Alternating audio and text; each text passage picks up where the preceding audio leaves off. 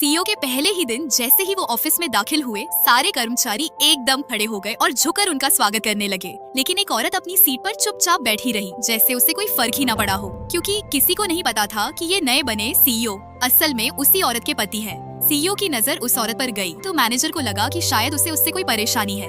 बस फिर क्या, वो फौरन पहुंचा और उस औरत की बुराई करने लगा। उसे क्या पता था कि अपनी ही बर्बादी की फाइल पर साइन कर रहा है। इसी बीच काफी देर से मौके की तलाश में बैठी एक चालाक औरत भागी भागी आई और जैसे ही सीईओ को देखा सीधा उनके ऊपर झपट पड़ी। लेकिन सीईओ ने उसका हाथ झटक दिया और बिल्कुल ठंडेपन से उसे नजरअंदाज कर दिया। फिर वो चुपचाप सीधा उसी औरत की तरफ बढ़ गए जो अब तक खामोशी से सब कुछ देख रही थी। थोड़ी देर बाद वही चालाक औरत पूरी टीम के सामने अपना डिजाइन प्रेजेंट कर रही थी। सबने ताली बजाई सिवाय उस औरत के जिसने बस चुपचाप उसकी तरफ देखा बिना किसी इमोशन के। चालाक औरत तिलमिला गई और ताने मारते हुए पूछ बैठी, ताली क्यों नहीं बजाई?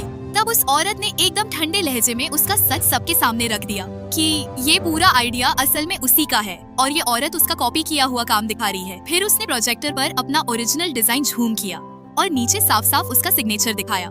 कमरे में सन्नाटा छा गया, लेकिन वो चालाक औरत फिर भी शर्मिंदा नहीं हुई, बल्कि अकड़ते हुए बोली, ये कंपनी मेरी है, मैं सीईओ की बीवी बनना चाहती हूँ। तुम्हारा डिजाइन इस्तेमाल कर लिया तो एहसान समझो। अब बर्दाश्त की हद पार हो गई थी। उस औरत ने उसके बाल खींचे और सबके सामने उसे घसीटते हुए बाहर ले गई। फिर एक जोरदार थप्पड़ उसके मुंह पर जड़ दिया सारे ऑफिस के सामने। शोर सुनकर सीईओ भागे हुए आए। उन्होंने मैनेजर से पूछा कि हुआ क्या है, लेकिन मैनेजर ने पूरा किस्सा पलट दिया। उल्टा उस औरत पर ही इल्जाम लगा दिया कि वो दूसरों को तंग करती है और दूसरों का काम चुरा रही है। पर उस औरत ने सबके सामने पूरे सबूत के साथ सच्चाई उजागर कर दी।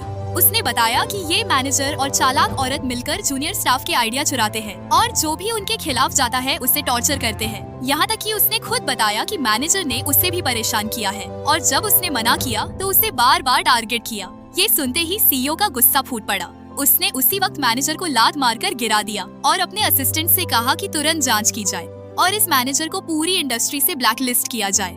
डर के मारे मैनेजर ने उस चालाक औरत से मदद मांगी, लेकिन वो खुद डूबने के डर से पलट गई और अपने असिस्टेंट से बोली, इसे जल्दी से हटाओ यहाँ से।